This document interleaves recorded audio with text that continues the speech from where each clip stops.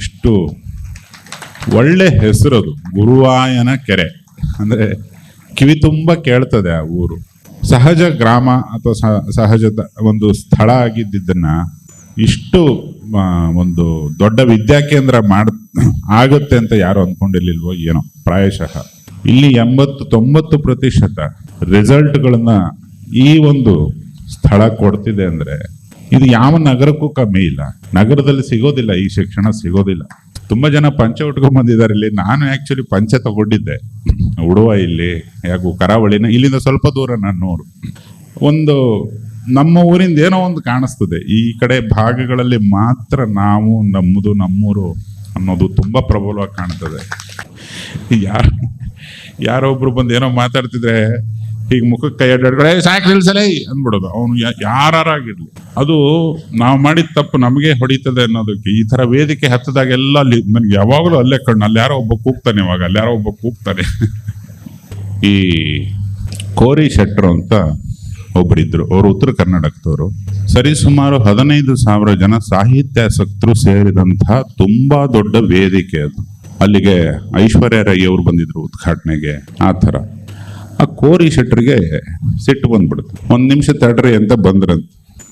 ಹೇಳಿಬಿಡು ಹುಡುಗಿ, ನೀ ನನಗೆ ಕೊಟ್ಟದ್ದು ತಿಳಿ ನೀಲಿ ಕನಸ, ಬರಿ ಪೋಲಿ ಕನಸ. ಗುರುವಾಯನಕೆರೆಯಲ್ಲಿರುವ ಎಕ್ಸೆಲ್ ಪದವಿ ಪೂರ್ವ ಕಾಲೇಜಿನಲ್ಲಿ ಅಕ್ಷರೋತ್ಸವ 2025 ನಾಡು ನುಡಿಯ ರಾಷ್ಟ್ರೀಯ ಸಮ್ಮೇಳನವನ್ನ ನವೆಂಬರ್ 27ರಂದು ಖ್ಯಾತ ಚಲನಚಿತ್ರ ನಿರ್ದೇಶಕರಾದ ಯೋಗರಾಜ್ ಭಟ್ ಅವರು ಉದ್ಘಾಟಿಸಿದರು. ಬಳಿಕ ಮಾತನಾಡಿದ ಅವರು, ಸಹಜ ಗ್ರಾಮವಾಗಿದ್ದ ಗುರುವಾಯನಕೆರೆ ಇಷ್ಟು ದೊಡ್ಡ ವಿದ್ಯಾಕೇಂದ್ರ ಆಗುತ್ತದೆ ಎಂದು ಯಾರು ಊಹಿಸಿರಲಿಲ್ಲ. ಇಂತಹ ಉತ್ತಮ ಪರಿಸರದಲ್ಲಿ ಶಿಕ್ಷಣ ನಗರ ಪ್ರದೇಶದಲ್ಲಿ ದೊರೆಯುವುದಿಲ್ಲ ಎಂದರು. ಸಭೆಗೆ ದೀರ್ಘದಂಡ ನಮಸ್ಕಾರ. ವೇದಿಕೆ ಮೇಲೆ ಇರೋ ಹಿರಿಯರಿಗೆಲ್ಲ ಅಡ್ಡು ಬಿದ್ದೆ, ಕಿರಿಯರಿಗೆಲ್ಲ ಶುಭ ಹಾರೈಕೆ. ಇಡೀ ಊರಲ್ಲಿ ಈ ಕಾರ್ಯಕ್ರಮದ ಫಲಕಗಳನ್ನು ನೋಡ್ತಾ ಇದ್ದಾಗ ಒಂದೇ ಒಂದು ಅಕ್ಷರ ತಪ್ಪು ಬರೆದಿಲ್ಲ. ಇದು ನಿಜವಾದ ಕನ್ನಡ ರಾಜ್ಯೋತ್ಸವ ಅಂತ ಅನ್ನಿಸ್ತು ನನಗೆ. ಈ ನಗರಗಳಲ್ಲೆಲ್ಲ ಕನ್ನಡ ಓದಲಿಕ್ಕೂ ಆಗೋದಿಲ್ಲ, ಕೇಳಲಿಕ್ಕೂ ಆಗೋದಿಲ್ಲ. ಇಲ್ಲಿನ ಸಭ್ಯತೆ, ಇಲ್ಲಿನ ಶುಭ್ರತೆ ಮತ್ತು ವ್ಯಾಕರಣ ದೋಷ ಇಲ್ಲದೆ ಇರೋ ನಿರೂಪಣೆ, ಇಲ್ಲಿ ಹಿಡ್ಕೊಂಡು ಪ್ರತಿಯೊಬ್ಬ ಮೈಕ್ ಹಿಡ್ಕೊಂಡವರಿಗೂ ನಾನು ಧನ್ಯವಾದ. ತುಂಬ ಚೆನ್ನಾಗಿ ಮಾತಾಡಿದ್ರು.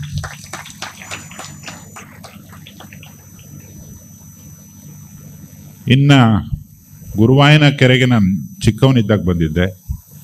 ನನ್ನ ತುಂಬ ಅತ್ಯಂತ ಆತ್ಮೀಯರಿದ್ದಾರೆ ಇಲ್ಲಿ. ಜೋಗಿ ಸರ್, ಗಿರೀಶ್ ರಾವ್ ಹತ್ವಾರ್ ಅಂತ ಕರೀತಾರೆ ಅವರನ್ನ. ಅವರ ಬಾಯಲ್ಲಿ ಕೇಳಿದ್ದು ನಾನು, ಅವರ ಊರಂತೆ ಇದು, ನನ್ನೂರು ಅಂತ ಇರ್ತಾರೆ. ನಾರ್ಮಲಿ ಎಷ್ಟು ಕೆರೆ ನೀರು ಕುಡ್ದಿದ್ಯಾ ನೀನು ಅಂತ ಕೇಳ್ತಾರೆ. ಯಾರಿಗೋ ತುಂಬ ಜನರಿಗೆ ಗೊತ್ತಿರ್ಬೋದು ಅದು. ಅವನು ಬಿಡಪ್ಪ, ಅವನು ತುಂಬ ಕೆರೆ ನೀರು ಕುಡ್ದಿಯಾನೆ ಅಂತಾರಲ್ಲ, ಹಾಗೆ ಇಲ್ಲೊಂದು ಕೆರೆನೇ ಇದೆ ನಿಮಗೆ. ಆ ಕೆರೆಗೊಂದು ಧನ್ಯವಾದ. ಇಷ್ಟು ಒಳ್ಳೆ ಹೆಸರದು, ಗುರುವಾಯನ ಕೆರೆ ಅಂದರೆ ಕಿವಿ ತುಂಬ ಕೇಳ್ತದೆ ಆ ಊರು. ಅದೊಂದು ಹಲವಾರು ವರ್ಷಗಳವರೆಗೆ ಒಂದು ಸಹಜ ಗ್ರಾಮ ಅಥವಾ ಸಹಜದ ಒಂದು ಸ್ಥಳ ಆಗಿದ್ದನ್ನ ಇಷ್ಟು ಒಂದು ದೊಡ್ಡ ವಿದ್ಯಾಕೇಂದ್ರ ಆಗುತ್ತೆ ಅಂತ ಯಾರು ಅಂದ್ಕೊಂಡಿರ್ಲಿಲ್ವೋ ಏನೋ. ಪ್ರಾಯಶಃ ಒಂದು ಸಾಧಾರಣ ಟ್ರೈನಿಂಗ್ ಸೆಂಟರ್ ಅಂತ ಶುರು ಮಾಡಿ ಇಲ್ಲಿವರೆಗೆ ಇದನ್ನ ಬೆಳೆಸಿ ನಿಲ್ಲಿಸಿರುವಂತಹ ಸುಮಂತ್ ಸಾಹೇಬರಿಗೆ ನಂದೊಂದು ದೊಡ್ಡ ನಮಸ್ಕಾರ ಮತ್ತು ಪ್ರೀತಿಪೂರ್ವಕ ನಮಸ್ಕಾರ ಕೂಡ. ಒಂದು ಹಠ ಇದ್ರೆ, ಒಂದು ಕನಸಿದ್ರೆ, ಅದು ನಿದ್ದೆಗೆಟ್ಟು ಮನುಷ್ಯ ಕೆಲಸ ಮಾಡ್ತಾರೋ, ಬೇರೆಯವರಿಗೋಸ್ಕರ ಬದುಕಿ ಕೆಲಸ ಮಾಡ್ತಾರೋ ಏನೋ, ಒಂದು ಹಠ ಮತ್ತೆ ಒಂದು ಕನಸು ಹಿಂದೆ ಓಡೋನೇ ನಿಜವಾದ ಮನುಷ್ಯ. ಅದನ್ನ ಮಾಡಿದ್ದೀರಿ ಸರ್, ನಿಮಗೆ ತುಂಬ ಹೃದಯದ ನಮಸ್ಕಾರ. ನಾನು ಯಾಕಂದ್ರೆ ಎಲ್ಲ ಸಂಸ್ಥೆಗಳು ಶುರುವಾತಲ್ಲೇ 1-2 ದಿವಸ ಆದ್ಮೇಲೆ ಸತ್ತೋಗ್ತವೆ. ಇದು ಹಾಗಲ್ಲ. ಇದು ಇನ್ನೊಂದು ಕಟ್ಟಡ ನಡೀತಿದೆ. ರಾತ್ರಿ ಇದನ್ನ ನಾನು ಇಲ್ಲಿಗೆ ರಾತ್ರಿ ಬಂದದ್ದು, ಇದನ್ನ ನೋಡೋದೇ ಒಂದು ಆನಂದ ಆಗೋಯ್ತು ನನಗೆ. ಏನೇನೋ ಲೈಟ್ ಹಾಕಿದ್ದಾರೆ, ಎಷ್ಟು ಚೆನ್ನಾಗಿದೆ ಇದು. ಒಂದು ಕೆರೆ ಅಂಗಳದಲ್ಲಿ ಪ್ರಕೃತಿ ಮಧ್ಯೆ ಇದನ್ನ ಸ್ಥಾಪಿಸಿ ಇನ್ನಷ್ಟು ಮತ್ತಷ್ಟು ಬೆಳೆಸ್ತೇನೆ ಅಂತ ಹೇಳ್ತಿರೋ ಇಡೀ ಸಿಬ್ಬಂದಿ ವರ್ಗ ಎಲ್ಲರ ಮನಸ್ಸಲ್ಲೂ ಒಂದೇ ಇದೆ. ಇಲ್ಲಿ ವಿದ್ಯಾದಾನ ತುಂಬ ದೊಡ್ಡ ದಾನ. ಆ ವಿದ್ಯಾದಾನವನ್ನು ಕಾಯಕವನ್ನಾಗಿ ತಗೊಂಡು ಇಷ್ಟರ ಮಟ್ಟಕ್ಕೆ ಇದನ್ನು ಬೆಳೆಸಿ ಇನ್ನಷ್ಟು ಮತ್ತಷ್ಟು ಬೆಳೆಸೋ ಒಂದು ಕನಸು ಹೊತ್ತಿರೋ ಪ್ರತಿಯೊಬ್ಬರಿಗೂ ನನ್ನ ಧನ್ಯವಾದ ಇಲ್ಲಿ. ಆಮೇಲೆ ನಗರದಲ್ಲಿ ವಿದ್ಯಾದಾನ ಅನ್ನೋದು ತುಂಬ ದೊಡ್ಡ ಬಿಸ್ನೆಸ್ ಆಗಿಬಿಟ್ಟಿದೆ. ಇದನ್ನು ನಾನು ಹೇಳಲೇಬೇಕು. ವಿದ್ಯಾದಾನ ತುಂಬ ದೊಡ್ಡ ದಾನಗಳಲ್ಲಿ ಒಂದದು, ತುಂಬ ದೊಡ್ಡ ಕೆಲಸ, ಅದು ತುಂಬ ದೊಡ್ಡ ಸಾಮಾಜಿಕ ಜವಾಬ್ದಾರಿ ಇದ್ದವ್ರು ಮಾಡ್ತಕ್ಕಂಥದ್ದು. ಇಲ್ಲಿ 80-90% ರಿಸಲ್ಟ್ಗಳನ್ನ ಈ ಒಂದು ಸ್ಥಳ ಕೊಡ್ತಿದೆ ಅಂದರೆ ಇದು ಯಾವ ನಗರಕ್ಕೂ ಕಮ್ಮಿ ಇಲ್ಲ. ನಗರದಲ್ಲಿ ಸಿಗೋದಿಲ್ಲ, ಈ ಶಿಕ್ಷಣ ಸಿಗೋದಿಲ್ಲ, ಈ ವಾತಾವರಣ ಸಿಗೋದಿಲ್ಲ, ಈ ಮನಸ್ಥಿತಿ ಸಿಗೋದಿಲ್ಲ, ಈ ಪ್ರೀತಿ ಸಿಗೋದಿಲ್ಲ, ಈ ವಿಶ್ವಾಸ ಸಿಗೋದಿಲ್ಲ. ಇದು ಇಷ್ಟರ ಮಟ್ಟಕ್ಕೆ ರಿಸಲ್ಟ್ ಕೊಡೋದಕ್ಕೆ ಯಾಕೆ ಸಾಧ್ಯ ಆಯಿತು ಅಂತ ನಾನು ತುಂಬ ಯೋಚನೆ ಮಾಡ್ತಾ ಇದ್ದೆ ರಾತ್ರಿ ಊಟ ಮಾಡೋ ಟೈಮಲ್ಲಿ. ನನಗೆ ಇಬ್ಬರು ಮೇಷ್ಟ್ರು ನನ್ನ ಕರ್ಕೊಂಬಂದವರು ಹೇಳಿದರು, ಯಾಕೆ ಇದು ಇಷ್ಟೊಂದು ಉನ್ನತಿಯತ್ತ ಸಾಗಿದೆ ಅಂದರೆ ನಿಮ್ಮೆಲ್ಲರೂ ಮೊಬೈಲ್ ಕಿತ್ಕೊಂಡ್ಬಿಟ್ಟಿದ್ದಾರೆ. 5.5 ಗಂಟೆಗಳ ಕಾಲ ಮಿನಿಮಮ್ ವಾಚ್ ಅವರ್ಸ್ ಅಂತ ಕರೀತಾರಲ್ಲ, ಒಬ್ಬ ಸಾಧಾರಣ ಮನುಷ್ಯ ಮೊಬೈಲ್ ಹಿಡ್ಕೊಂಡ್ರೆ 5.5 ತಾಸು ಅದನ್ನು ಬಿಡೋದಿಲ್ಲ. ಒಂದು ಇಡೀ ದಿನಗಳಲ್ಲಿ 12 ಗಂಟೆ ಎದ್ದಿದ್ದಾನೆ ಅಂದರೆ ಇನ್ನು 10-12 ಗಂಟೆ ಮಲಗ್ತಾನೆ, ಆತ ವಿಶ್ರಾಂತಿ ಬೇಕು. ಆ ಎದ್ದಿರುವ 12 ಗಂಟೆ ಮಲಗೋ ಮುಂಚೆ ಒಂದು 3-4 ಗಂಟೆಗಳ ಕಾಲ ಮೊಬೈಲ್ ಹಿಂಗೆ ಒಂದು ಕಣ್ಣು ಹೀಗೆ ತೋರ್ಬೆರಳು ಎರಡಕ್ಕೆ ಕೆಲಸ. ಇಂಥ ಒಂದು ಮಹಾಮಾರಿ ಅಂತಲೇ ಕರಿಬೇಕಿದ್ನ. ನೀವು ಏರ್ಪೋರ್ಟಿಗೆ ಹೋಗಿ, ಬಸ್ ಸ್ಟ್ಯಾಂಡಿಗೆ ಹೋಗಿ, ಕ್ಯಾಂಪಸ್ಗಳಿಗೆ ಹೋಗಿ, ಹಾಸ್ಟೆಲ್ಗಳಿಗೆ ಹೋಗಿ, ಎಲ್ಲೇ ಹೋಗಿ ಕಿವಿಗೆ ಚುಚ್ಕೊಂಡು ಹಿಂಗೆ ಮಾಡ್ತಾ ಇರ್ತಾರೆ. ಅದನ್ನು ನಿಮ್ಮ ಕೈಯಿಂದ ಕಿತ್ಕೊಂಡಿದ್ದಕ್ಕೆ ಈ ಸಂಸ್ಥೆ ಇಷ್ಟು ಉನ್ನತಿಯತ್ತ ಸಾಗಿದೆ ಅಂತ ನನ್ನ ಒಂದು ಅನಿಸಿಕೆ. ಅಲ್ಲ, ಬರುತ್ತೆ, ಸ್ವಲ್ಪ ದಿವಸಕ್ಕೆ ಬರುತ್ತೆ. ಅದಿಲ್ಲದೆ ಮನುಷ್ಯ ಕಂಡು ಹಿಡಿದಿರೋದು ಯಾವುದೂ ವ್ಯರ್ಥ ಆಗೋದಿಲ್ಲ. ಇಡೀ ಪ್ರಪಂಚದ ಜೊತೆಗೆ ಸಂವಹನ ಮಾಡೋದಕ್ಕೆ ಕಂಡುಹಿಡಿದಿರೋದು ನಾವು ಮೊಬೈಲನ್ನು. ಅದು ಇವತ್ತೆಲ್ಲ ನಾಳೆ ನಿಮ್ಮ ಕೈಗೆ ಬರುತ್ತೆ. ಬಟ್ ಇವತ್ತು ಅದೊಂದು ಇಲ್ಲ ನಿಮ್ಮ ಕೈಯಲ್ಲಿ. ಅದನ್ನು ತುಂಬ ಆನಂದದಿಂದ ಸ್ವೀಕರಿಸಿ. ಮತ್ತೆ ಈ ಸುವರ್ಣ ಅವಧಿ ನಿಮ್ಮ ಬದುಕಲ್ಲಿ ಬರೋದಿಲ್ಲ. ಅದು ಕೈಗೆ ಬಂತು, ಗಬ್ಬೆತ್ತು ಹೋದ್ರಿ ಅಂತಲೇ ಅರ್ಥ. ಅದೊಂದು ಕಿವಿ ಮಾತು. ಇನ್ನು ತುಂಬ ಜನ ಪಂಚೆ ಉಟ್ಕೊಂಡ್ಬಂದಿದ್ದಾರೆ ಇಲ್ಲಿ. ನಾನು ಆ್ಯಕ್ಚುಲಿ ಪಂಚೆ ತಗೊಂಡಿದ್ದೆ ಉಡುವ ಇಲ್ಲಿ, ಯಾಕೋ ಕರಾವಳಿನ, ಇಲ್ಲಿಂದ ಸ್ವಲ್ಪ ದೂರ ನನ್ನೂರು, ಕುಂದಾಪುರ ಹತ್ರ ನಾನು ಹುಟ್ಟಿದ್ದು. ಈ ಪಂಚೆ ಎತ್ತಿಟ್ಲು ನನ್ನ ಹೆಂಡತಿ. ಆಮೇಲೆ ನಿನ್ನೆ ಬರ್ತಾ ಇದ್ದು, ಬೆಟ್ಟದ ಮೇಲೆ ಬೇರೆ ಇತ್ತಾ, ಸ್ವಲ್ಪ ಗಾಳಿ ಬೇರೆ ಬೀಸ್ತಿತ್ತು. ಸಭಾ ಮರ್ಯಾದೆ ಹೋಗೋದು ಬೇಡ ಅಂತ ಪಂಚೆ ಹಾಕೋಕೆ ಹೋಗಲಿಲ್ಲ ನಾನು. ಯಾಕಂದರೆ ತುಂಬ ಆ ಪಂಚೆ ನೋಡಿದಾಗೆಲ್ಲ ನಾನು ಹಾಕೋಬೇಕು ಅಂತ ಅನಿಸುತ್ತೆ. ತುಂಬ ಜನ ವಿದ್ಯಾರ್ಥಿಗಳು ತೊಟ್ಟಿದ್ದೀರಿ, ತುಂಬ ಜನ ಡೊಳ್ಳು ಹೊಡೆಯೋರು ತೊಟ್ಟಿದ್ದಾರೆ. ಒಂದು ನಮ್ಮ ಊರಿಂದ ಏನೋ ಒಂದು ಕಾಣಿಸ್ತದೆ. ಈ ಕಡೆ ಭಾಗಗಳಲ್ಲಿ ಮಾತ್ರ ನಾವು ನಮ್ಮೂರು ಅನ್ನೋದು ತುಂಬ ಪ್ರಬಲವಾಗಿ ಕಾಣ್ತದೆ. ಪ್ರತಿಯೊಬ್ಬ ಪಂಚೆ ತೊಟ್ಟ ಮನಸ್ಕನಿಗೆ ನನ್ನ ಕನ್ನಡ ನಮನಗಳು. ಅದರಲ್ಲೊಂದು ಅಚ್ಚ ಕನ್ನಡತನ ಇದೆ. ಸಾಹೇಬ್ರೆ ನಮಸ್ಕಾರ, ನಿಮ್ಮ ಪಂಚೆಗೆ ಒಂದು ನಮಸ್ಕಾರ. ಇನ್ನು ಈ ಹೆಸರು ಕೂಡ ನಂಗೆ ತುಂಬ ವಿಶೇಷ ಅನಿಸ್ತು, ಎಕ್ಸೆಲ್. ನಾನು ಅಂದ್ಕೊಂಡಿದ್ದು ಫೋನಲ್ಲಿ ಮಾತಾಡಿದಾಗ ಎಕ್ಸೇಲ್, ಉಶ್ವಾಸ ನಿಶ್ವಾಸ ಅಂತಾರಲ್ಲ, ಉಸಿರನ್ನ ಬಿಡೋದು. ಆ ಎಕ್ಸೇಲ್ ಅಂದರೆ ಒಂದು ಫ್ರೀಡಮ್ ಇದೆ, ಅದ ಅಂದ್ಕೊಂಡಿದ್ದೆ. ಇಲ್ಲ, ಇಲ್ಲಿ ಬಂದ ಮೇಲೆ ಗೊತ್ತಾಯ್ತದು ಎಕ್ಸೆಲ್, ಎಕ್ಸಲೆಂಟ್ ಪದದ ಮೊದಲನೇ ಅಕ್ಷರಗಳು. ತುಂಬ ಇಂಟ್ರೆಸ್ಟಿಂಗ್ ಅನ್ನಿಸ್ತು. ಅದರಲ್ಲೊಂದು ಪ್ರಗತಿ ಆಲ್ರೆಡಿ ಕಾಣಿಸ್ತಿದೆ. ಇಲ್ಲಿಗೆ ಕರೆದದ್ದಕ್ಕೆ ನನಗೆ ವೈಯಕ್ತಿಕವಾಗಿ ಮತ್ತಿಷ್ಟು ಜನರ ಎದುರುಗಡೆ ನಿಲ್ಲಿಸಿದ್ದಕ್ಕೆ ಒಂದು ದಿವ್ಯವಾದ ಕನ್ನಡ ಖುಷಿ. ಯಾಕಂದರೆ ಇದು ಕನ್ನಡ ಕಾರ್ಯಕ್ರಮ, ಹೆಸರೇ ಅಕ್ಷರೋತ್ಸವ ಅಂತಿದೆ. ಕನ್ನಡದ ಕಾರ್ಯಕ್ರಮಕ್ಕೆ ಹೋಗೋದು, ಅಲ್ಲಿ ಕೂತ್ಕೊಳ್ಳೋದು, ಯಾರು ಮಾತಾಡಿದ್ರು ಕೇಳೋದು, ಯಾರು ಏನಂದ್ರೂ ಅದನ್ನು ಕಿವಿ ತುಂಬಿಸ್ಕೊಳ್ಳೋದು ಒಂದು ತುಂಬ ದೊಡ್ಡ ಸುಖದ ಕೆಲಸ ನನಗೆ.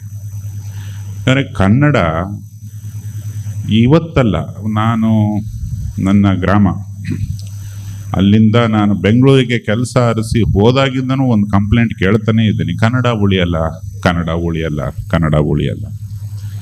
ಇಷ್ಟೊಂದು ಜನ ಒಂದು ಕನ್ನಡದ ಕಾರ್ಯಕ್ರಮಕ್ಕೆ ಸೇರಿದಿರಿ, ಎಷ್ಟೋ ಜನ ಬಂದಿಲ್ಲ, ಬರದೇ ಇರೋರಿಗೂ ಒಂದು ನಮಸ್ಕಾರವೇ. ಇಷ್ಟು ಜನ ಸೇರಿದ್ರೆ ಅದು ಯಾಕೆ ಉಳಿಯೋದಿಲ್ಲ ಕನ್ನಡ? ಒಂದು ಸಣ್ಣ ಸಭೆ ಇದು.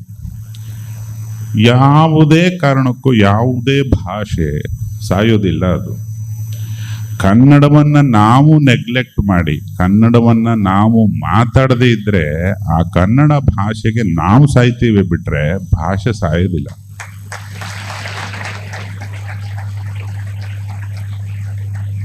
ಅದು ಯಾವತ್ತಿಂದ ಇದೆ ಅದು. ಈಗ ನಿಮಗೆಲ್ಲ PUC ಪದವಿ ಪೂರ್ವ ಅಂದರೆ ಒಂದು 17-18 ಪ್ರಾಯದವರು, ನಿಮ್ಮ ಅಷ್ಟು ಜನಕ್ಕೂ ಕನ್ನಡ ಬರುತ್ತದೆ ಅಂದರೆ ನಿಮಗೆ ಇವತ್ತಿರೋ ಮೆಡಿಕಲ್ ಸೈನ್ಸಿಗೆ ಒಂದು 70, 80, 90 ವರ್ಷಗಳ ಕಾಲ ಅಥವಾ ಕೆಲವರು 100 ವರ್ಷನೂ ಬದುಕಬಹುದು. ಅಷ್ಟು ಅವಧಿಗಳ ಕಾಲ ಇಷ್ಟು ಕನ್ನಡ ಮನಸ್ಸುಗಳು ಬದುಕ್ತವೆ ಅಂದರೆ ಇನ್ನು ಯಾರು ಅದನ್ನು ಕೊಲ್ಲಿಕ್ಕೆ ಸಾಧ್ಯ ಆಗುತ್ತೆ? ಅಂದರೆ ನಾವು ಮನಃಪೂರ್ವಕವಾಗಿ ಹೃದಯದಿಂದ ಬಾಯಿ ತುಂಬ ಮನಸ್ಸಿಟ್ಟು ಕನ್ನಡ ಮಾತಾಡೋದಲ್ಲಿ ಅದೇ ನಾವು ಆ ಭಾಷೆಗೆ ಕೊಡುವ ದೊಡ್ಡ ಗೌರವ. ಅದನ್ನ ತುಂಬ ಪ್ರೀತಿಯಿಂದ ಮಾತಾಡೋಣ, ತುಂಬ ಕಕ್ಕುಲಾತಿಯಿಂದ ಮಾತಾಡೋಣ, ತುಂಬ ಒರಟಾಗಿ ಕನ್ನಡದಲ್ಲೇ ಜಗಳ ಆಡೋಣ. ಅಷ್ಟು ಮಾಡಿದ್ರೂ ಅದು ದೊಡ್ಡ ಕನ್ನಡ ಸೇವೆ. ಅದು ಎಲ್ಲೆಲ್ಲಿ ನಾಪತ್ತೆ ಆಗಿರುತ್ತೋ ಅವರು ಸುಮ್ಮನೆ ಹೇಳೋದು ಭಾಷೆಗೆ ಹಾಗಾಗಿಬಿಡ್ತದೆ, ಭಾಷೆ ಹಾಳಾಗೋಯ್ತು. ಭಾಷೆ ಬೆಂಗಳೂರು ಬಿಟ್ಟು ಸ್ವಲ್ಪ ತುಮಕೂರು ಕಡೆ ಬರ್ತಿದ್ದಂಗೆ ನೆಟ್ಟಿಗೆ ಇದೆ, ಇಲ್ಲೆಲ್ಲ ತುಂಬ ಚೆನ್ನಾಗೇ ಇದೆ ಭಾಷೆ. ಆ ಕನ್ನಡದಲ್ಲಿ ನಿಮಗೆ ಏನೆಲ್ಲ ಪಾಸಿಬಿಲಿಟೀಸ್ ಇದೆ. ಕನ್ನಡ ಅಂದರೆ ತುಂಬ ಜನ ಅದು ಒಂದು ಸಹಜವಾದ ಭಾಷೆ ಅಂದ್ಕೊಂಡ್ಬಿಡ್ತಾರೆ. ಕನ್ನಡದಲ್ಲಿ ನೀವು ಯಾವುದನ್ನ ಬೇಕಾದ್ರೂ ಸವಿವರವಾಗಿ ವರ್ಣಿಸಿ ಅದನ್ನು ಬರಿಬಹುದು, ವಾಕ್ಯದಲ್ಲಿ ಹೇಳಬಹುದು, ಒಂದು ಯಂತ್ರನ ಹೇಳಬಹುದು, ಒಂದು ಕುರ್ಚಿ ಹೇಗೆ ತಯಾರು ಮಾಡ್ತಾರೆ ಅನ್ನೋದನ್ನು ಬರಿಬಹುದು. ಆ ಥರದ ಕೆಲವು ಭಾಷೆಗಳನ್ನು ಒಂದಂತೆ ಕಾರಣ ಸಕಲವನ್ನು ವರ್ಣನೆ ಮಾಡಬಹುದು, ಅದರಲ್ಲಿ ಎಲ್ಲದನ್ನು ಹೇಳಬಹುದು. ಅಷ್ಟೊಂದು ಪದ ಸಂಪತ್ತಿ ಇದೆ. 18ಕ್ಕೆ ಈಗ ಸುಮಾರು ಜನ ಸೈನ್ಸ್ ತಗೊಂಡಿರ್ತೀರಿ, ಕಾಮರ್ಸ್ ತಗೊಂಡಿರ್ತೀರಿ, ಇನ್ನೇನೇನೋ ತಗೊಂಡಿರ್ತೀರಿ, ಎಲ್ಲರೂ ಆರ್ಟ್ಸೇ ತಗೊಂಡಿರಲ್ಲ. ಬಟ್ ಒಂದು ನಮ್ಮ ಭಾಷೆಯಲ್ಲಿ ಏನೇನೇನೇನೇನೋ ಬರೆದು ಹೋಗಿದ್ದಾರೆ, ಏನೇನೇನೇನೇನೋ ಓದ್ಲಿಕ್ಕಿದೆ. ಅದನ್ನ ಸಾಹಿತ್ಯ ಅಂತ ಕರೀತಾರೆ. ಒಂದು ಪುಸ್ತಕ ಇಡೀ ಸಮಾಜನ ಕ್ಲೀನ್ ಮಾಡಕ್ ಒಬ್ಬ ತುಂಬಾ ರಿಸರ್ಚ್ ಮಾಡಿ ಬರೆದಿರ್ತಾನೆ. ನಿಮ್ಮ ವೃತ್ತಿ, ನೀವು ಮಾಡೋ ಕೋರ್ಸು ಎಲ್ಲದರ ಜೊತೆಗೆ ಆ ಬರಹಗಳ ಮೇಲೆ ಒಂದು ಕಣ್ಣಿರಲಿ.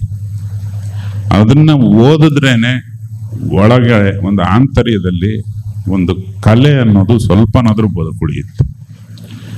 ಆ ಓದುವಿಕೆನ ತುಂಬಾ ಚೆನ್ನಾಗಿ ಅಭ್ಯಾಸ ಮಾಡಿಕೊಳ್ಳೋ, ತುಂಬಾ ಚೆನ್ನಾಗಿ ಅಭ್ಯಾಸ ಮಾಡಿಕೊಳ್ಳೋ ವಯಸ್ಸಿದೆ.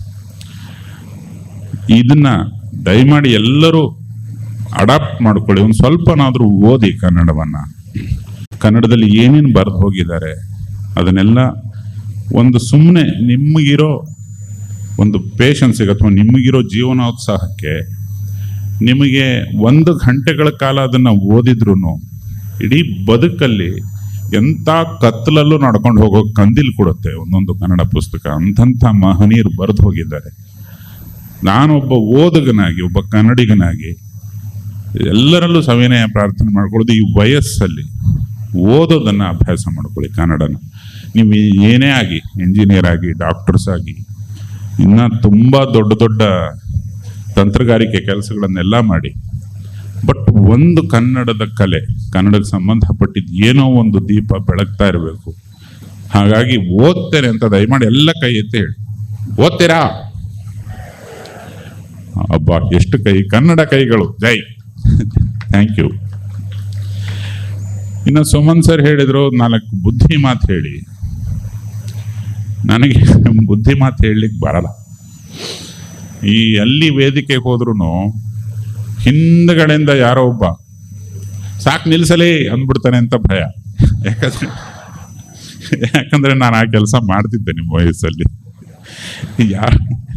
ಯಾರೋ ಒಬ್ರು ಬಂದು ಏನೋ ಮಾತಾಡ್ತಿದ್ರೆ ಹೀಗೆ ಮುಖಕ್ಕೆ ಕೈ ಅಡ್ಡಾಡ್ಕೊಳ್ಳೆ ಸಾಕು ನಿಲ್ಸಲೇ ಅಂದ್ಬಿಡೋದು. ಅವನು ಯಾರಾಗಿರ್ಲಿ, ಅದು ನಾವು ಮಾಡಿದ ತಪ್ಪು ನಮಗೆ ಹೊಡಿತದೆ ಅನ್ನೋದಕ್ಕೆ ಈ ತರ ವೇದಿಕೆ ಹತ್ತದಾಗೆಲ್ಲ ಅಲ್ಲಿ ನನಗೆ ಯಾವಾಗಲೂ ಅಲ್ಲೇ ಕಣ್ಣು, ಅಲ್ಲಿ ಯಾರೋ ಒಬ್ಬ ಕೂಗ್ತಾನೆ, ಇವಾಗ ಅಲ್ಲಿ ಯಾರೋ ಒಬ್ಬ ಕೂಗ್ತಾನೆ. ಹಾಗಾಗಿ ಬುದ್ಧಿ ಹೇಳೋದಕ್ಕಿಂತ ನಿಮ್ಮೊಳಗಡೆ ಒಬ್ಬನಾಗಿರೋದು ನನಗೆ ಹೆಚ್ಚು ಶ್ರೇಷ್ಠ ಅನ್ಸುತ್ತೆ. ನಾನು ಹೆಚ್ಚು ಕಮ್ಮಿ ಮೆದುಳು ಅಂತ ಬಂದ್ರೆ ನಿಮ್ಮ ವಯಸ್ಸಿಗೆ ಸ್ಟಕ್ ಆಗಿಬಿಟ್ಟಿದೆ ನಂದು. ಸೊ ಅನ್ಯ ಅಂತ ಅನ್ಕೋಬೇಡಿ, ಬೇರೆಯವನು ಅಂತ ಅನ್ಕೋಬೇಡಿ. ನಾನು ಅಲ್ಲಿ ಕೂತ್ಕೊಳ್ಳೋನು ಅಪ್ಪಿತಪ್ಪಿ ಇಲ್ಲಿ ಬಂದಿದ್ದೀನಿ ಅಂದ್ಕೊಳ್ಳಿ. ಸೊ ನಿಮ್ಮೊಳಗೊಬ್ಬ ನಾನು. ಬುದ್ಧಿ ಮಾತಂದ್ರೆ ಏನು ಹೇಳೋದು? ಈಗ ಒಂದು ಹೇಳಿದೆ, ಓದ್ರಿ, ಅಟ್ಲೀಸ್ಟ್ 1 ಗಂಟೆಗಳ ಕಾಲ ಓದಿ ಅಂತ ಹೇಳಿದೆ. ಓದಕ್ಕಾಗಬೇಕಲ್ಲ. ಎಷ್ಟೋ ಜನ ಕೈ ಎತ್ತಿದ್ರಿ, ಓದ್ಬೇಕಲ್ಲ. ಅದು ಕೆಲವರಿಗೆ ಇಂಟ್ರೆಸ್ಟಿಂಗ್ ಆಗಿ ಕಾಣುತ್ತೆ. ಒಂದು ಈ ವಿಶ್ವ ಕನ್ನಡ ಸಮ್ಮೇಳನ, ನಾನು ಊರ ಹೆಸರು ಹೇಳಲ್ಲ, ಎಲ್ಲಿ ನಡೆದಿದ್ದು ಅಂತ ಹೇಳಲ್ಲ, ತುಂಬ ದೊಡ್ಡ ಸಭೆ. ಅಲ್ಲಿ ನಡೆದ ಸತ್ಯ ಘಟನೆ ಹೇಳ್ತೀನಿ ಕೇಳಿ, ಸಾಹಿತ್ಯಕ್ಕೆ ಸಂಬಂಧಪಟ್ಟ ಹಾಗೆ.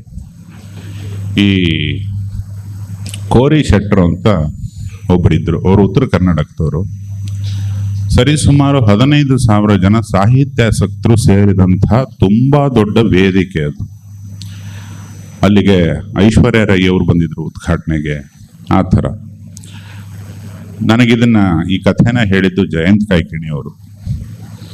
ಎಲ್ಲ ಸಾಹಿತಿಗಳು ಸರಿಸುಮಾರು 16-17 ದಿವಸ ಸಾಹಿತ್ಯ ಸಮ್ಮೇಳನ, ವೇದಿಕೆ, ಸಾಹಿತ್ಯ ಅಂದ್ರೇನು, ಮನುಷ್ಯ ಓದದೇ ಇದ್ರೆ ಏನಾಗುತ್ತೆ, ಪುಸ್ತಕ ಯಾಕೆ ಬರೀತಾರೆ, ಒಂದು ಪುಸ್ತಕದ ಮಹತ್ವ ಏನು, ಓದುಗನ ಜವಾಬ್ದಾರಿ ಏನು, ವಿಮರ್ಶೆ ಅಂದ್ರೆ ಏನು, ಪುಸ್ತಕಗಳೇ ಬದುಕು, ಪುಸ್ತಕ ಓದದೇ ಇದ್ದವನು ಅವನಿಗೆ ಬದುಕೋಕೆ ಆಗೋದಿಲ್ಲ, ಅವನು ಅನಾಗರಿಕನ. ಈ ಥರದ್ದು ಚರ್ಚೆಗಳೆಲ್ಲ ನಡೀತಾ ಇತ್ತು. ಈ ಪ್ರತಿ ದಿವಸ 15,000 ಜನ ಆ ಸೆಮಿನಾರಲ್ಲಿ ಬಂದು ಕೂತು ಎದ್ದು ಹೋಗೋರಿಗೆಲ್ಲ ಊಟ ಹಾಕ್ತಿದ್ದು ಕೋರಿ ಶೆಟ್ರು. ಅವನೊಂದು ಕರಿ ಟೊಪ್ಪಿಗೆ ಹಾಕ್ಕೊಂಡು, ಒಬ್ರು ಹಿರಿಯರು, ಊರ್ ಹಿರಿಯರು, ಅವರು ವ್ಯಾಪಾರಸ್ಥರು. ಒಳ್ಳೆ ಜೋಳದ ರೊಟ್ಟಿ, ಚಟ್ನಿ, ಅನ್ನ, ಮೊಸರು, ಮಜ್ಜಿಗೆ ಇದನ್ನೆಲ್ಲ ಸಪ್ಲೈ ಮಾಡಿದಂಥ ಮಹನೀಯರು. ಅವರು ಹೀಗೇನೆ ಸಭೆ ನಡೀತಾ ಇತ್ತು. ಈ ಥರದ ಮಹನೀಯರೆಲ್ಲ ಕೂತ್ಕೊಂಡು ಸಾಹಿತ್ಯದ ಚರ್ಚೆ ಎಲ್ಲ ಮಾಡಿ ಮಾಡಿ ಮಾಡಿ ಮಧ್ಯಾಹ್ನದ ಊಟ ಟೈಮ್ ಆಗ್ತಿದ್ದಂಗೆ ಊಟ ಬಡಿಸೋರಂತೆ ಅವರು ಕೂತ್ಕೋತಿದ್ರಂತೆ. ಅಲ್ಲಿ ಇಲ್ಲಿ ಇಲ್ಲಿ ಇಲ್ಲಿ ಎಲ್ಲ ಕಡೆ ಕೂತ್ಕೊಂಡು ಕೇಳಿಸ್ಕೊತಾ ಇದ್ರಂತೆ. 15 ದಿವಸ ಆಯಿತು. 16ನೇ ದಿವಸ ಸಮಾರೋಪ ಭಾಷಣ ಎಲ್ಲ ಆಗಿ, ಸಾಹಿತ್ಯ ಓದದೇ ಇದ್ರೆ ಅವನೊಬ್ಬ ಮನುಷ್ಯ ಆಗಕ್ಕೆ ಸಾಧ್ಯ ಇಲ್ಲ ಅನ್ನೋ ಒಂದು ತೀರ್ಮಾನ ಇಲ್ಲಿ ಪ್ರಕಟಣೆ ಆಯ್ತು. ಆ ಕೋರಿ ಶೆಟ್ರಿಗೆ ಸಿಟ್ಟು ಬಂದ್ಬಿಡ್ತು. 1 ನಿಮಿಷ ತಡ್ರಿ ಅಂತ ಬಂದ್ರಂತೆ. ನೋಡ್ರಿ, ನಾನು, ನಮ್ಮ ಅಣ್ಣ ತಮ್ಮಂದ್ರು, ನಮ್ಮ ಚಿಕ್ಕ ದೊಡ್ಡಪ್ಪಂದ್ರು ಎಲ್ಲ ವ್ಯಾಪಾರಸ್ಥರು, ನನ್ನ ಮಕ್ಕಳು ಮೊಮ್ಮಕ್ಕಳೆಲ್ಲ ಇದ್ದಾರೆ.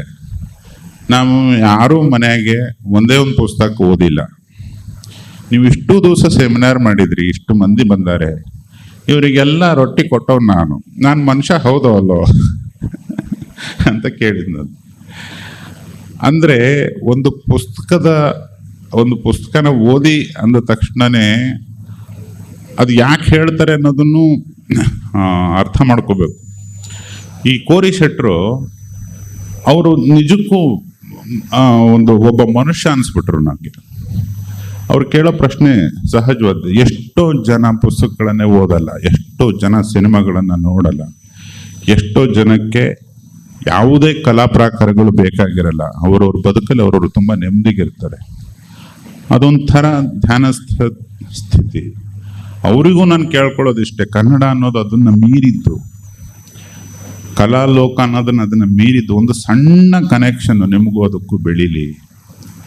ಹಾಗಾಗಬೇಡಿ, ಏನೂ ಗೊತ್ತಿಲ್ಲ, ಕಲೆಯ ಬಗ್ಗೆ ಏನೂ ಗೊತ್ತಿಲ್ಲ ಅಂತ ಆಗಬಾರ್ದು. ಯಾಕಂದ್ರೆ ಕಲೆ ಇಲ್ಲ ಅಂದ್ರೆ ನಗು ಇಲ್ಲ ಬದುಕಲ್ಲಿ.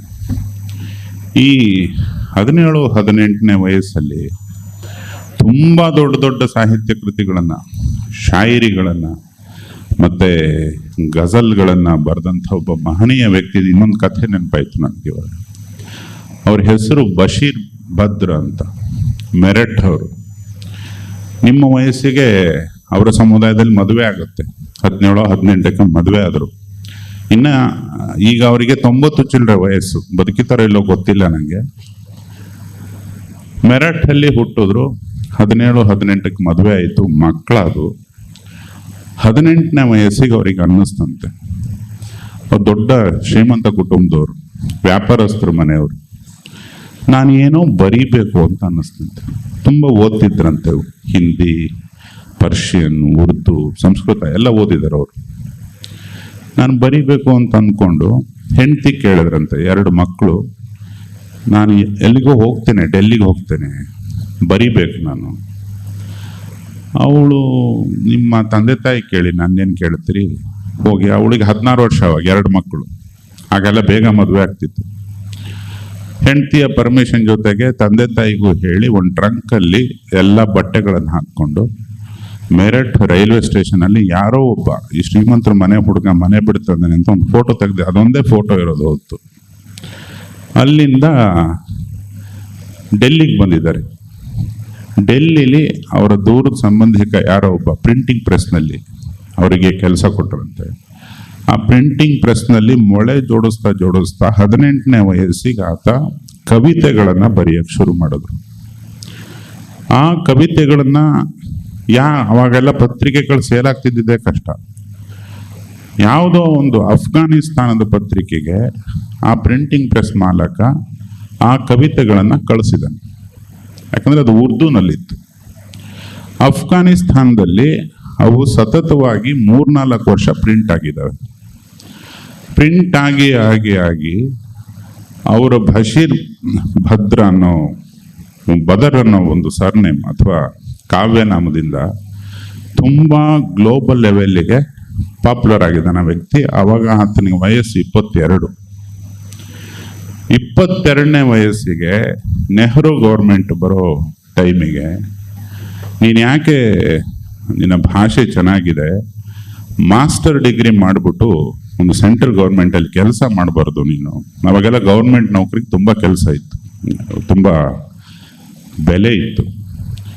ಸೊ 22ನೇ ವಯಸ್ಸಿಗೆ ಇವರು ಅಲಿಘರ್ ಯೂನಿವರ್ಸಿಟಿಗೆ ಮಾಸ್ಟರ್ ಡಿಗ್ರಿ ಮಾಡೋದಕ್ಕೆ ಅಂತ ಅಪ್ಲಿಕೇಶನ್ ಹಾಕಿದ್ದಾರೆ. ಅಲ್ಲಿ ಸಿಲೆಬಸ್ಗೆ ಇವರಿಗಿದ್ದಿದ್ದು 60 ಮಾರ್ಕ್ಸಿಗೆ ಬಶೀರ್ ಭದ್ರ ಅನ್ನೋ ಒಬ್ಬ ವ್ಯಕ್ತಿ ಬರೆದಿರೋ ಕಾವ್ಯಗಳನ್ನು ಸಿಲೆಬಸ್ ಅಂತ ಕೊಟ್ಟಿದ್ದಾರೆ. ಈ 22ನೇ ವಯಸ್ಸಿನ ಹುಡುಗ ಹೋಗಿದ್ದಾನೆ, ಪ್ರಾಂಶುಪಾಲರ ಹತ್ರ ಹೋಗಿದ್ದಾನೆ. ಸರ್, ಇದು ನಾನು ಬರೆದ ಕವಿತೆಗಳು. ಅವನು ಒತ್ತು ಹೊರಗೆ ಹಾಕ್ಬಿಟ್ಟಿದ್ದಾರೆ. ಇವ್ರು ಯಾರೋ ತೀರ್ಕೊಂಡ್ಬಿಟ್ಟಿದ್ದಾರೆ, ಬಶೀರ್ ಭದ್ರ ಅಂತ ವ್ಯಕ್ತಿ. ಅವರು ಭಾರತೀಯ ಅಲ್ಲ, ಆಫ್ಘನ್ ಅವರು. ಅಲ್ಲಿಂದ ಎಲ್ಲ ಭಾಷೆಗಳಲ್ಲೂ ಅವ್ರದ್ದು ಟ್ರಾನ್ಸ್ಲೇಷನ್ ಆಗಿದೆ. ನೀನು ಅವರ ಹೆಸರನ್ನು ಹಾಳು ಮಾಡೋಕೆ ಬಂದಿದೆಯಾ ಅಂತ ಒದ್ದು ಹೊರಗೆ ಹಾಕ್ಬಿಟ್ಟಿದ್ದಾರೆ. ಇವ್ರಿಗೆ ಕನ್ಫ್ಯೂಸ್ ಆಗಿ ಹೋಗಿದೆ. ನಾನು ಬರೆದಿದ್ದು ಕೊನೆಗೆ ಆ ಪ್ರಿಂಟಿಂಗ್ ಪ್ರೆಸ್ ಮಾಲಕರನ್ನ ಹಿಡ್ಕೊಂಡು ಅವರು ಯಾವ ವಿಳಾಸದಿಂದ ಕಳಿಸಿದ್ರು ಅವೆಲ್ಲ ಪ್ರತಿಗಳನ್ನು ಎತ್ಕೊಂಡು ನಾನೇ ಅದು ಬರೆದಿದ್ದು ಅಂತ ಪ್ರೂವ್ ಮಾಡಬೇಕಾಗಿ ಬಂತು. ಅಂದರೆ ನೀವು ಸುಮ್ಮನೆ ಯೋಚನೆ ಮಾಡಿ, ನೀವು 4 ಸಾಲು ಏನೋ ಬರೆಯೋ ತಾಕತ್ತಿರುತ್ತೆ ನಿಮಗೆ, 4 ಸಾಲುಗಳನ್ನು ರಚನೆ ಮಾಡೋ ತಾಕತ್ತಿರುತ್ತೆ. ಬರೆದಿದ್ದೀರಿ, ಅದೆಲ್ಲೋ ಪ್ರಿಂಟ್ ಆಗಿದೆ, ನಿಮ್ಮ ಹೆಸರು ನೀವು ಅಂತ ಗೊತ್ತಿಲ್ಲ. ಇನ್ನೊಂದು 4 ವರ್ಷ ಬಿಟ್ಟು ನೀವು ಮಾಸ್ಟರ್ಸ್ ಮಾಡಕ್ಕೆ ಹೋದಾಗ ನೀವು ಬರೆದಿದ್ದೇ ನಿಮಗೆ ಸಿಲೆಬಸ್ ಆಗಿ ಬಂದರೆ ನಿಮಗೆ ಹೇಗೆ ಅನ್ಸುತ್ತೆ? ಅಂದರೆ ಅದು ಸಾಹಿತ್ಯ ಅನ್ನೋದು ಯಾವ ವಯಸ್ಸಲ್ಲಿ ಹೇಗೆ ಅಟ್ಯಾಕ್ ಮಾಡುತ್ತೆ ಅನ್ನೋದು ಗೊತ್ತಾಗೋದಿಲ್ಲ. ಅಲ್ಲಿಂದ ಅಲಿಘರ್ ಯೂನಿವರ್ಸಿಟಿ ಅವರಿಗೆ ಕನ್ವಿನ್ಸ್ ಆಗಿ ಅವರನ್ನು ವಾಪಸ್ ಕರೆಸಿ, ನೀವು ಓದಬೇಕಾಗಿಲ್ಲ ಸ್ವಾಮಿ, ಆಲ್ರೆಡಿ ನಿಮ್ಮದು ಜಗಜ್ಜಾಹೀರಾಗಿರುವಂಥ ಕವಿತೆಗಳು, ನಾವು ಗೌರವ ಡಾಕ್ಟರೇಟ್ ಕೊಡ್ತೀವಿ, ನೀವು ಕೆಲಸ ಮಾಡಿ ಸೆಂಟ್ರಲ್ ಗೌರ್ಮೆಂಟಲ್ಲಿ ಅಂತ. ಸೆಂಟ್ರಲ್ ಗೌರ್ಮೆಂಟಲ್ಲಿ ಕೆಲಸವೂ ಸಿಕ್ತು. ಅದಾಗಿ ನೋಡಿ ಸತತವಾಗಿ 52-53 ವರ್ಷ ಆಗೋವರೆಗೆ ಆ ವ್ಯಕ್ತಿ ಬರೆದಿದ್ದಾರೆ ಕವಿತೆಗಳನ್ನು. ಅದಾಗಿ ಸ್ವಲ್ಪ ದಿವಸಕ್ಕೆ ಮರುವು ಶುರು ಆಯಿತು, ಆಲ್ಝೈಮರ್ಸ್ ಅಂತ ಕರೀತಾರೆ. ಅವರ 90 ಚಿಲ್ಲರೆ ವಯಸ್ಸಲ್ಲಿ ಅವರು ಬರೆದಿದ್ದು ಸೇರಿ ಅವ್ರ ಹೆಸರು, ಅವರೆಲ್ಲಿ ಹುಟ್ಟಿದ್ರು, ಅವ್ರ ಹೆಂಡತಿ, ಮಕ್ಕಳು ಏನೂ ಗೊತ್ತಿಲ್ಲ ಅವ್ರಿಗೆ. ಇವತ್ತು ಸಹಸ್ರಾರು ಜನ ಬೆಳಗ್ಗೆ ಎದ್ದವ್ರನ್ನ ನೋಡೋದಕ್ಕೆ ಬರ್ತಾರಂತೆ. ಬೆಳಗ್ಗೆ ಒಂದು ವೀಲ್ ಚೇರಲ್ಲಿ ಕೂರಿಸ್ತಾರೆ, ಎಲ್ಲ ಬಂದು ಫೋಟೋ ತೆಗೆಸ್ತಾರೆ, ಒಳಗೆ ಹೋಗಿ ಮಲ್ಕೊಂಡ್ಬಿಡ್ತಾರೆ. ಅವರಿಗೆ ಎಲ್ಲ ಮರ್ತು ಹೋಗಿದೆ ಅಂತ. ಅಂದರೆ ಒಬ್ಬ ಸಾಹಿತ್ಯ ಆತ, ಬಟ್ ಮರ್ತು ಹೋಗಿ ಅವ್ರು ತೀರ್ಕೊಳ್ಳಬಹುದು ಇನ್ನು ಕೆಲವು ದಿವಸಕ್ಕೆ. ಬಟ್ ಸಾವಿರಾರು ವರ್ಷ, ಲಕ್ಷಾಂತರ ವರ್ಷ ಅವರ ಬರೆದ ಅಕ್ಷರಗಳು, ಅವರ ಬರೆದ ಸಾಲಗಳು, ಅವರ ಯೋಚನೆಗಳು ಎಷ್ಟೋ ಕವಿಗಳಿಗೆ ಜನ್ಮ ಕೊಡುತ್ತೆ, ಎಷ್ಟೋ ಮಹನೀಯರಿಗೆ ಜನ್ಮ ಕೊಡುತ್ತೆ. ಹಾಗೆ ಒಂದು ಸಾಹಿತ್ಯ, ಒಂದು ಅಕ್ಷರ ದಾಸೋಹ, ಒಂದು ಅಕ್ಷರೋತ್ಸವ ಅಂದರೆ ಅದನ್ನು ತುಂಬ ಗಾಢವಾಗಿ ತಗೊಳ್ಳಿ, ತುಂಬ ಸೀರಿಯಸ್ ಆಗಿ ತಗೊಳ್ಳಿ.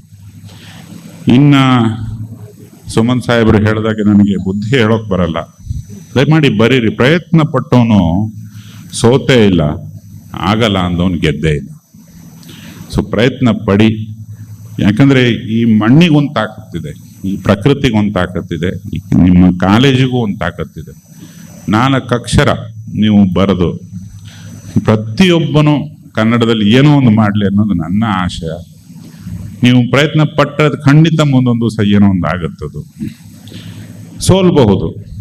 ಯಾರೋ ನಿಮ್ಮ ಕವಿತೆನೋ ನಿಮ್ಮ ಕಥೆನೋ ಓದಿ ಏನೋ ಬರೆದಿದೆ ಅದು ತುಂಬ ಕೆಟ್ಟದಾಗಿದೆ ಅಂತ ಬೈಬಹುದು. ಅದು ಆ ಕೆಟ್ಟ ನೆನಪು ಬೇಕು. ಇನ್ಸಲ್ಟ್ ಇಲ್ಲದ ಮನುಷ್ಯ ಯಾವತ್ತೂ ಮೇಲೆ ಬರೋದಿಲ್ಲ. ನೀವು ಪ್ರಯತ್ನ ಪಟ್ಟು ಒಂದಿಷ್ಟು ಬರೀರಿ. ಅದು ಹೋಗ್ತಾ ಹೋಗ್ತಾ ನಿಮಗೆ ದಾರಿ ದೀಪ ಆಗುತ್ತೆ. ಇನ್ಸಲ್ಟ್ಗಳಿರ್ತಾವಲ್ಲ, ಯಾರೋ ಬೈದಿದ್ದು, ಆ ಕಹಿ ನೆನಪದು. ಕಹಿ ನೆನಪನ್ನು ಚಟ್ನಿ ಮಾಡಿ ಅಲ್ಲೇ ತಿಂದ್ಬಿಡ್ಬೇಕು. ಸಿಹಿ ನೆನಪುಗಳನ್ನು ಉಪ್ಪಿನಕಾಯಿ ಹಾಕಿ ವರ್ಷಗಟ್ಟಲೆ ತಿನ್ಬೇಕು. ಅದನ್ನು ನೀವು ಈ ಕ್ಷಣದಿಂದ ಅಭ್ಯಾಸ ಮಾಡಿಕೊಂಡ್ರೆ ನಿಮ್ಮ ಎಲ್ಲರಲ್ಲಿರೋ ಕನ್ನಡತನಕ್ಕೆ ನೀವು ಸಲ್ಲಿಸೋ ಗೌರವ ಆಗುತ್ತೆ ಅಂತ ನಾನು ಹೇಳೋದಕ್ಕೆ ಇಷ್ಟಪಡ್ತೇನೆ. ಇಷ್ಟು ಹೊತ್ತು ಪೇಷನ್ಸಿಂದ ಕೇಳಿದ್ದಕ್ಕೆ ಪ್ರತಿಯೊಂದು ಕನ್ನಡ ಮನಸ್ಸಿಗೂ ನನ್ನ ದೀರ್ಘದಂಡ ನಮಸ್ಕಾರ. ಮತ್ತೊಮ್ಮೆ ಮಗದೊಮ್ಮೆ ಯಾವಾಗ ಕರೆದ್ರೂ ಇಲ್ಲಿಗೆ ಬರ್ತೇನೆ. ಯಾಕಂದರೆ ಈ ವಾತಾವರಣದಲ್ಲಿ ನಿಲ್ಲೋದೇ ಒಂದು ಖುಷಿ. ಎಕ್ಸೆಲ್ಗೆ ನನ್ನ ಸದಾಕಾಲದ ಚಿರನೆನಪುಗಳು ಹಾಗೂ ಸದಾಕಾಲ ಒಳ್ಳೇದಾಗಲಿ ಸುಮನ್ ಸಾಹೇಬ್ರೆ. ಜೈ ಎಕ್ಸೆಲ್, ಜೈ ಕನ್ನಡ, ಜೈ ಅಕ್ಷರೋತ್ಸವ, ಜೈ ಕಾಲೇಜ್. ನಮಸ್ಕಾರ. Thank you. ಮತ್ತೊಮ್ಮೆ ನಮಸ್ತೆ. ನಾನೇ ನನ್ನ ಚಿತ್ರದ ಕೆಲವು ಸಾಲುಗಳನ್ನು ಹೇಳ್ತೀನಿ. ರಿವರ್ಬ್ ಕೊಡಿಚೂರು. ಯಶು ಚಿತ್ರದ ನಿಮ್ಗೆಲ್ರಿಗೂ ಗೊತ್ತಿದೆ, ಅದು ನನ್ನದೇ ದನಿ. ಹೇಳಿಬಿಡು ಹುಡುಗಿ, ನೀ ನನಗೆ ಕೊಟ್ಟದ್ದು ತಿಳಿ ನೀಲಿ ಕನಸ, ಬರಿ ಪೋಲಿ ಕನಸ. ಅತಿ ಕಮ್ಮಿ ಅನ್ನಬಹುದು ಹೃದಯದ ತಾಕತ್ತು, ತುಟಿಗಳಿಗೆ ಇನ್ನೊಂದು ಹೃದಯವಿರಬೇಕಿತ್ತು. ಹೇಳಿಬಿಡು ಹುಡುಗಿ, ನೀ ನನಗೆ ಕೊಟ್ಟದ್ದು ತಿಳಿ ನೀಲಿ ಕನಸ, ಬರಿ ಪೋಲಿ ಕನಸ. ಎಲ್ಲಿಯೋ ಹೋಗುವೆನು, ಎಲ್ಲಿಯೋ ನೋಡುವೆನು, ನಿಂತ ಬಸ್ಸೊಂದರಲ್ಲಿ ಸೀಟೊಂದ ಹಿಡಿದವನು ನಾನು. ಇಳಿ ಸಂಜೆಯಲ್ಲಿ ನಾನು ಪುನಃ ಪುನಃ ನನ್ನ ನಂಬರಿಗೇನೆ ಮಾಡುವೆನು ಫೋನು. ನೀ ಸಿಕ್ಕರೂನು ಸಿಗದಿದ್ದರೂನು ಇದೆ ತುಂಬ ಹಾಡುವೆನು. ಹೇಳಿಬಿಡು ಹುಡುಗಿ, ನೀ ನನಗೆ ಕೊಟ್ಟದ್ದು ತಿಳಿ ನೀಲಿ ಕನಸ, ಬರಿ ಪೋಲಿ ಕನಸ. Thank you. ಇನ್ನು ನಿಮ್ಗೆಲ್ರಿಗೂ ಗೊತ್ತು, ಜಯಂತ್ ಸರ್ ಬರೆದಿರೋದು. ಅನಿಸುತ್ತಿದೆ ಯಾಕೋ ಇದ್ದು ನೀನೇನೆ ನನ್ನ ಒಳಿತು, ಮಾಯದ ಲೋಕದಿಂದ ನನಗಾಗೆ ಬಂದವಳಿತ್ತು. ಆಹಾ ಎಂಥ ಮಧುರ ಯಾತನೆ, ಕೊಲ್ಲು ಹುಡುಗಿ ಒಮ್ಮೆ ನನ್ನ ಹಾಗೆ ಸುಮ್ಮನೆ. ಅನಿಸುತ್ತಿದೆ ಯಾಕೋ ಇದ್ದು ನೀನೇನೆ ನನ್ನ ಒಡೆದು.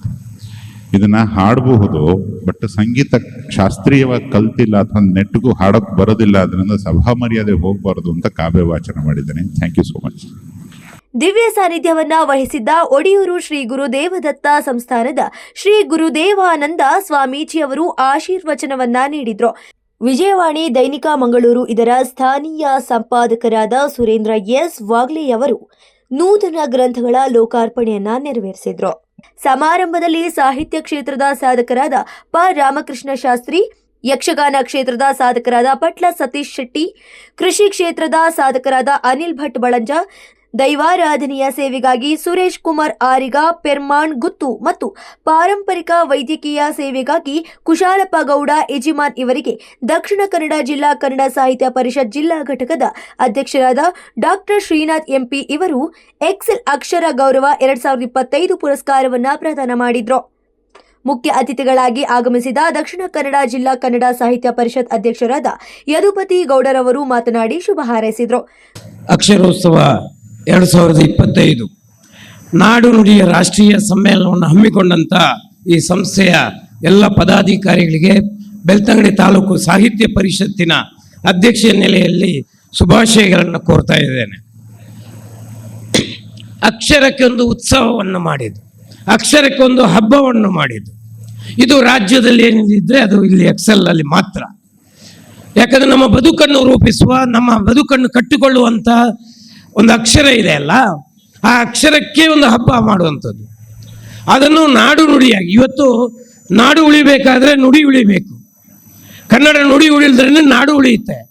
ಆ ದೃಷ್ಟಿಯನ್ನು ಇಟ್ಟುಕೊಂಡು ಈ ರೀತಿಯ ಒಂದು ರಾಜ್ಯ ಸಮ್ಮೇಳನವನ್ನೇ ಇಲ್ಲಿ ತಯಾರು ಮಾಡಿದ ಈ ಎಕ್ಸೆಲ್ನ ಸುಮಂತ್ ಅವರು, ನಾನು ಮೊನ್ನೆ ಹೇಳಿದ್ದಾರೆ, ಅವರು ಅಂದರೆ ಒಳ್ಳೇದು ಅಂತ, ಮಂತ್ ಅಂದರೆ ಮಂಥನ ಮಾಡುವುದು ಅಂತ. ಅವರೆಲ್ಲವನ್ನು ಒಳ್ಳೆಯದನ್ನೇ ಮಂಥನ ಮಾಡ್ತಾ ಇದ್ದಾರೆ. ಆ ಮಂಥನದಿಂದ ಹೊರಹೊಮ್ಮುವಂಥದ್ದು ಇಂಥ ಬೇರೆ ಬೇರೆ ವೈವಿಧ್ಯಮಯ ಕಾರ್ಯಕ್ರಮಗಳು. ಈ ಕಾರ್ಯಕ್ರಮಗಳನ್ನು ಅಚ್ಚುಕಟ್ಟಾಗಿ ಮಾಡ್ತಾ ಇದ್ದಾರೆ.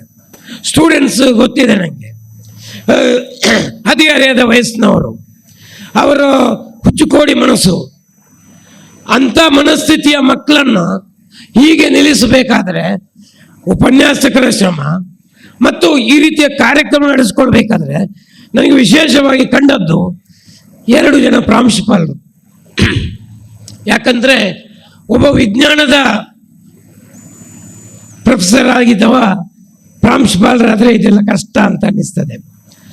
ನಮ್ಮಲ್ಲಿ 2 ಜನ 2 ಭಾಷೆಯನ್ನು ಬೋಧನೆ ಮಾಡುವವರು, ಸಾಹಿತ್ಯವನ್ನು ಬೋಧನೆ ಮಾಡುವವರು, ಅವರು ಪ್ರಾಚಾರ್ಯರು. ಸಾಹಿತ್ಯದಲ್ಲಿ ವಿಜ್ಞಾನ ಬರ್ತದೆ, ಸಾಮಾಜಿಕ ಬರ್ತದೆ, ಎಲ್ಲವೂ ಬರ್ತದೆ.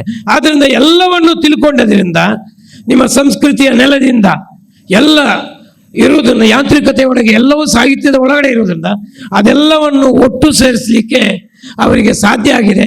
ಅದಕ್ಕೆ ಆ ಕಡೆ ಒಬ್ಬರು ಪ್ರಾಚಾರ್ಯರು, ಈ ಕಡೆ ಒಬ್ಬರು ನಮ್ಮ ಸಂಸ್ಕೃತಿಯನ್ನ, ಸಾಹಿತ್ಯವನ್ನ, ಭಾಷೆಯನ್ನ ಬೋಧನೆ ಮಾಡುವವರು, ಅವರಿಂದ ಸಾಧ್ಯ ಆಗಿದೆ ಅಂತ ಹೇಳ ಅವರಿಗೆ ಮತ್ತೊಮ್ಮೆ ನಾನು 2 ಪ್ರಾಚಾರ್ಯರುಗಳಿಗೆ ಶುಭಾಶಯಗಳನ್ನು ಹೇಳ್ತೇನೆ.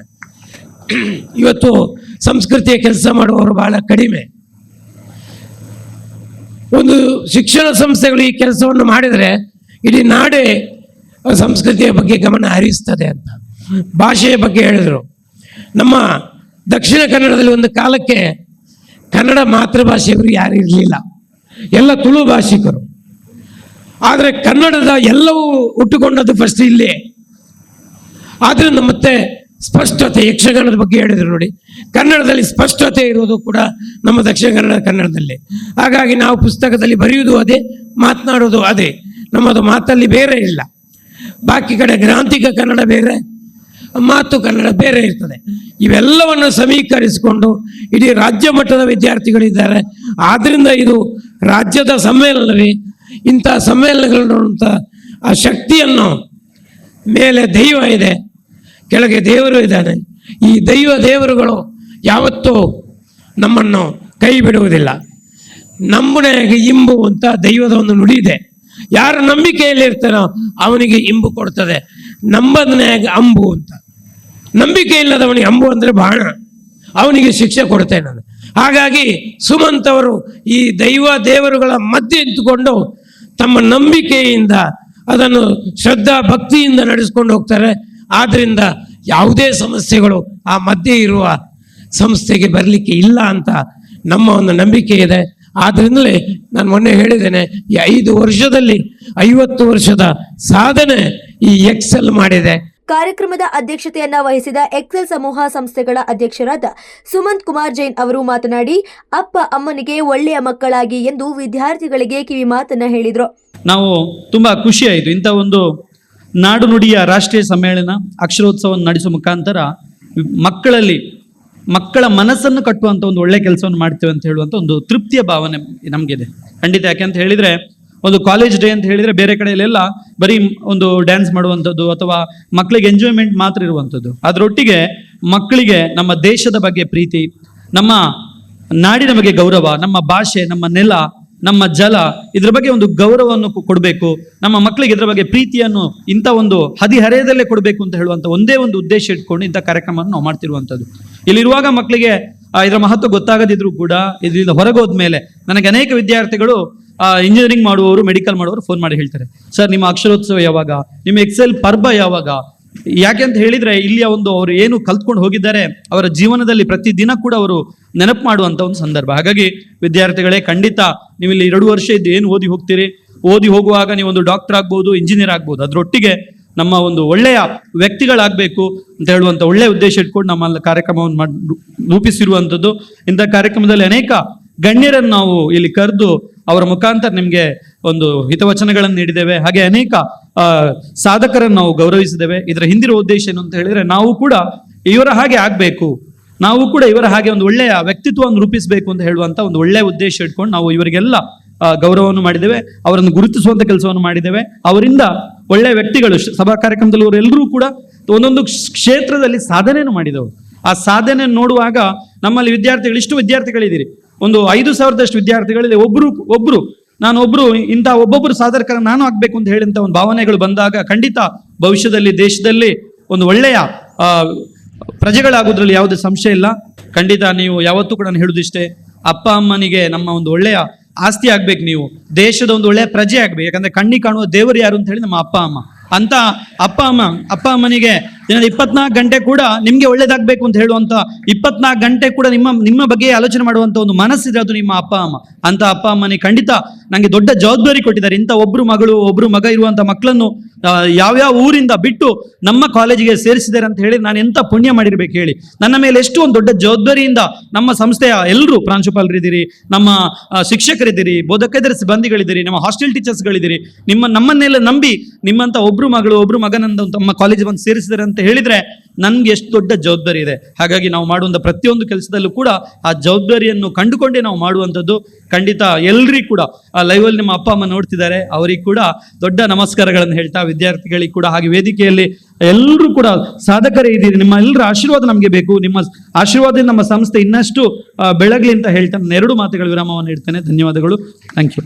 ವೇದಿಕೆಯಲ್ಲಿ ಶ್ರೀ ಕ್ಷೇತ್ರ ಧರ್ಮಸ್ಥಳದ ಹಿರಿಯ ಮುತ್ಸದ್ದಿ ಭುಜಬಲಿ ಧರ್ಮಸ್ಥಳ ಆಮಂತ್ರಣ ಪರಿವಾರದ ವಿಜಯಕುಮಾರ್ ಜೈನ್ ಅಳದಂಗಡಿ ಉಪಸ್ಥಿತರಿದ್ದರು.